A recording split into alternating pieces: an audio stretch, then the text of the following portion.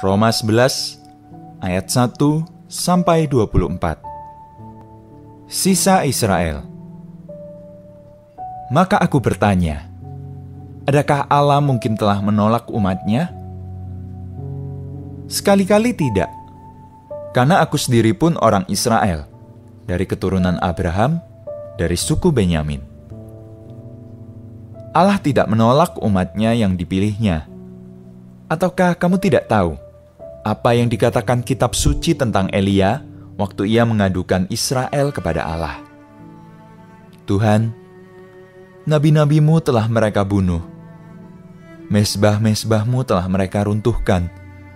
Hanya aku seorang dirilah yang masih hidup dan mereka ingin mencabut nyawaku.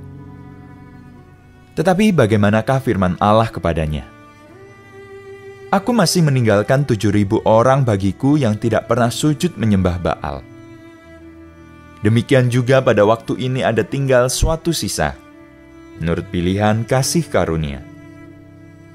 Tetapi jika hal itu terjadi karena kasih karunia, maka bukan lagi karena perbuatan. Sebab jika tidak demikian, maka kasih karunia itu bukan lagi kasih karunia. Jadi bagaimana? Israel tidak memperoleh apa yang dikejarnya, tetapi orang-orang yang terpilih telah memperolehnya, dan orang-orang yang lain telah tegar hatinya. Seperti ada tertulis, Allah yang membuat mereka tidur nyenyak, memberikan mata untuk tidak melihat dan telinga untuk tidak mendengar, sampai kepada hari sekarang ini. Dan Daud berkata, biarlah jamuan mereka menjadi jerat dan perangkap, penyesatan dan pembalasan bagi mereka.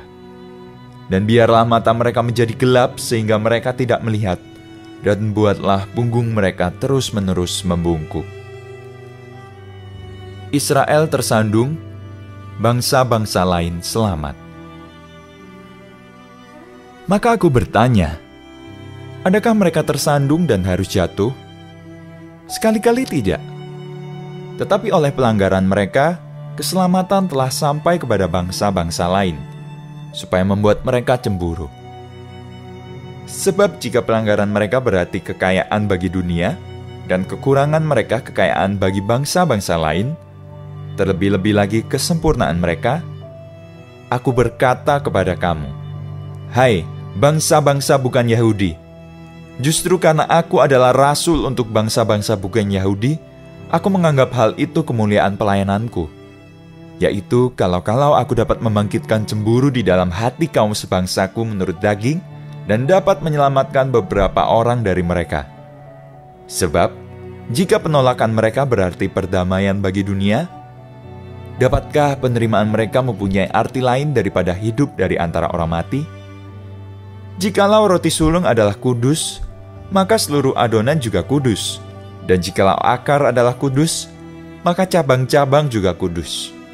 Karena itu, apabila beberapa cabang telah dipatahkan, dan kamu sebagai tunas liar telah dicangkokkan di antaranya, dan turut mendapat bagian dalam akar pohon zaitun yang penuh getah, janganlah kamu bermegah terhadap cabang-cabang itu. Jikalau kamu bermegah, ingatlah bahwa bukan kamu yang menopang akar itu, melainkan akar itu yang menopang kamu. Mungkin kamu akan berkata, ada cabang-cabang yang dipatahkan supaya aku dicangkokkan di antaranya sebagai tunas. Baiklah, mereka dipatahkan karena ketidakpercayaan mereka, dan kamu tegak terjaga karena iman. Janganlah kamu sombong, tetapi takutlah. Sebab kalau Allah tidak menyayangkan cabang-cabang asli, Ia juga tidak akan menyayangkan kamu. Sebab itu perhatikanlah kemurahan Allah dan juga kekerasannya, yaitu kekerasan atas orang-orang yang telah jatuh, tetapi atas kamu kemurahannya, yaitu jika kamu tetap dalam kemurahannya, jika tidak, kamu pun akan dipotong juga. Tetapi mereka pun akan dicangkokkan kembali jika mereka tidak tetap dalam ketidakpercayaan mereka, sebab Allah berkuasa untuk mencangkokkan mereka kembali.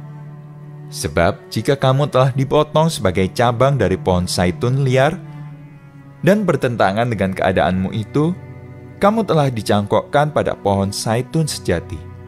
Terlebih lagi mereka ini, yang menurut asal mereka akan dijangkokkan pada pohon zaitun mereka sendiri.